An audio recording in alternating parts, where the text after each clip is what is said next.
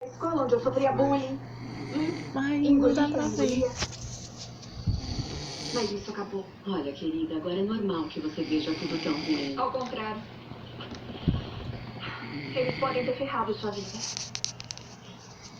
Mas eles abriram os meus olhos. Eu percebi que somos o que comemos. E eu não sei vocês, mas eu não quero mais comer merda. Então eu vou embora. Alison, não fala besteira. Eu sou sua tutora e responsável pela sua segurança. Por isso, enquanto eu estiver aqui... Você tá aqui pelo dinheiro. Vocês estão fazendo com a grana de vocês. E sendo cúmplice dessa. Mas eu não. Além disso, também não é tão difícil sair aqui. Sai daqui.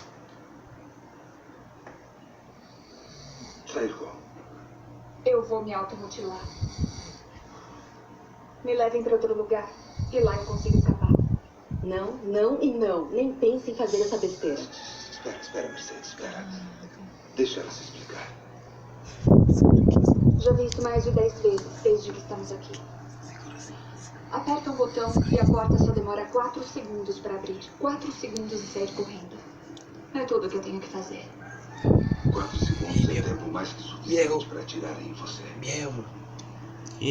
Atende aqui, o celular e eu. Tô escutando.